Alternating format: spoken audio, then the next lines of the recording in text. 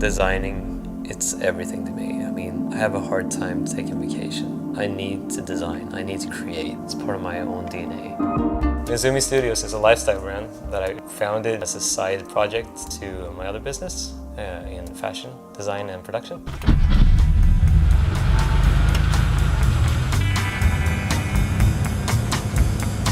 Today the watches are definitely the main product, and everything else is accessories to the accessory.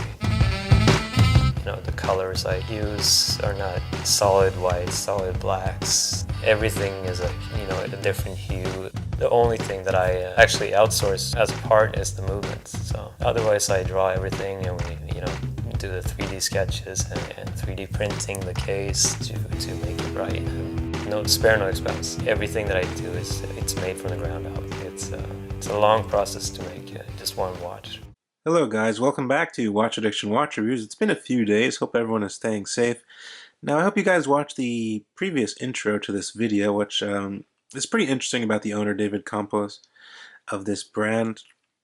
He has a big history in designing clothes for H&M and big companies like that. And he's a pretty interesting guy. Obviously he likes cars as well. And this is his own brand, and I guess he's trying to expand it as much as possible. It's pretty well known in the in the smaller world, I'd say. But this is the LOEWS chronograph, the one we're going to take a look at today, with actually a pastel blue dial, which are becoming really popular and trending upwards nowadays, especially with a lot of the micro brands and smaller companies out there. Anyway, as you can see, here's the box, NEZUMI Studios. Everything is custom designed here. It's a pretty cool box, very vintage racing inspired, as you can see here. It's a pretty cool box, just cardboard. On the back you get all of their information.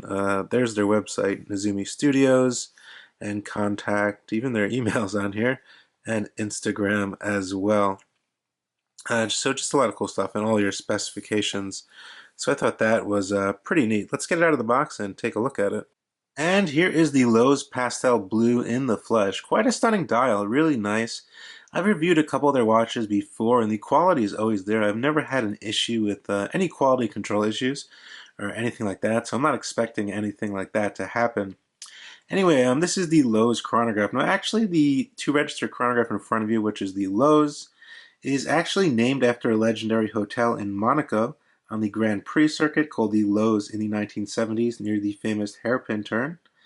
And that's what basically this two-register chronograph is based on. As you can see, it's heavily racing inspired, down from the case design to the dial itself, even the strap itself. You can tell with those perforated holes there.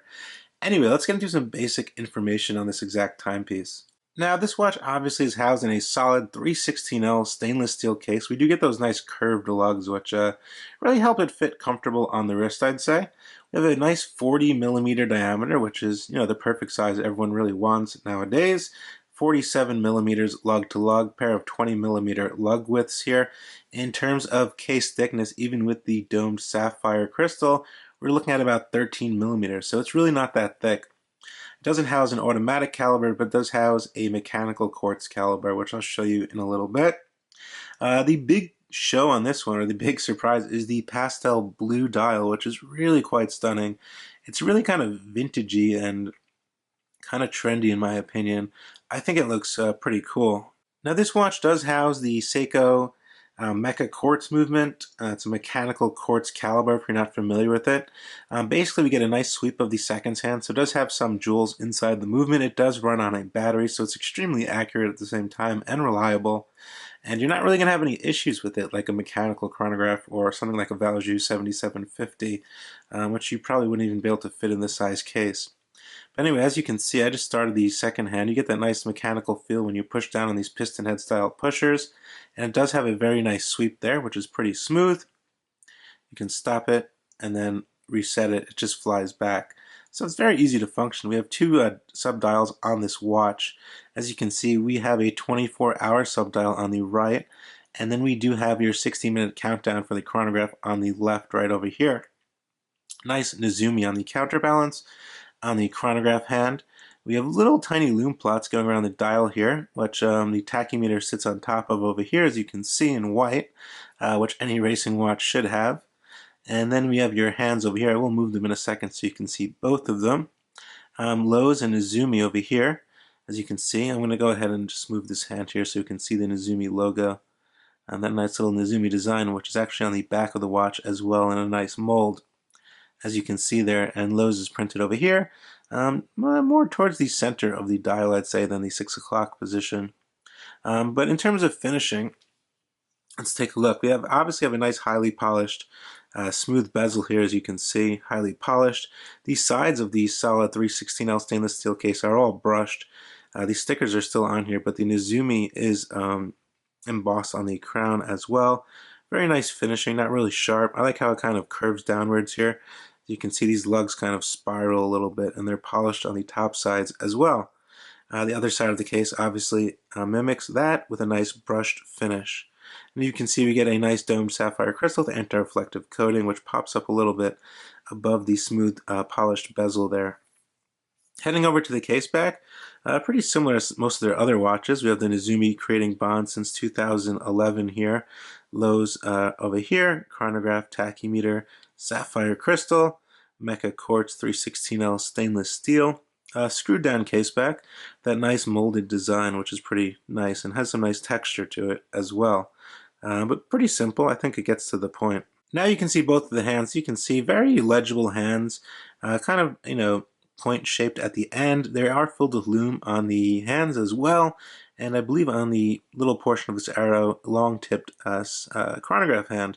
It is very nice that the chronograph hand does reach all the way out to the tachymeter, which I do appreciate, as well as the hands reaching all the way out to these applied markers here, as you can see on top of this blue pastel dial, which go all the way around.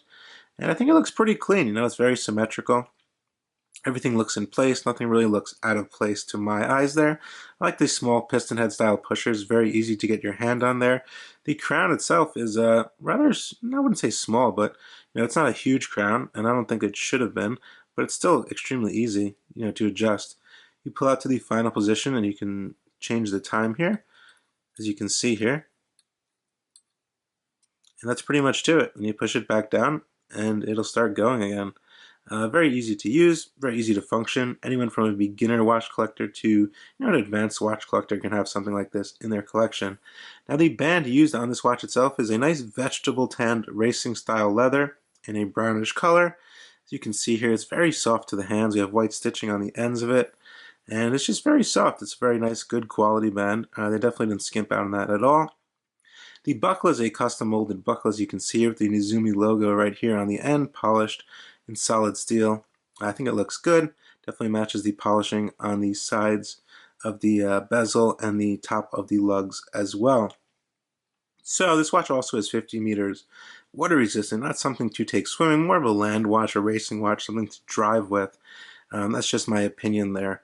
My wrist is 6.5 inches. This is 40 millimeters. Obviously, it's going to fit perfect on my wrist. Let's see what it looks like on the wrist. There she is on my 6.5 inch wrist, and it really does fit perfectly across.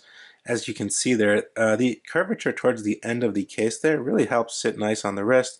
Nice and flush, as you can see from the side profile as well. Doesn't stand too high at 13 millimeters, even though it is legible at all different angles with that AR coating, as you can see there. The band straight out of the box, the vegetable tanned leather, is very comfortable. No issues there. You can see the perforated holes for when you're sweating, or you're doing any activity you should be sweating. It will let some of the air breathe through there, so you shouldn't have any issues with that. Other than that, it's very comfortable. I think the finishing is pretty good, as you can see there. It's very neat. There are no blemishes at all, from down to the bezel, to the top of the twisted lugs, to the sides of the brushed case. So I don't really have an issue there. I think it's a comfortable watch. The buckle does stand out also. So this is the NEZUMI LOEWS chronograph. Hope you guys enjoyed this video. If you haven't heard of NEZUMI Studios, well, you definitely know about them now. They're a really cool brand. A lot of interesting stuff, accessories. If you're a racing guy, you're definitely really going to like this watch and this brand. It's just different. Their designs are different. Their color palettes are different. Everything is really different about them. And you can see from a design perspective, he obviously knows what he's doing. Coming from a background of designing clothes, he definitely, has a good grip on this, I can tell. So let me know what you guys think down in the comment section. As usual, I will drop a link to their website. They have a whole range of watches, not just chronographs. They do have a dive watch as well, which is pretty cool. So let me know what you guys think. Definitely subscribe to the channel. I will see you guys in the next video, and thanks so much for tuning in once again. Bye.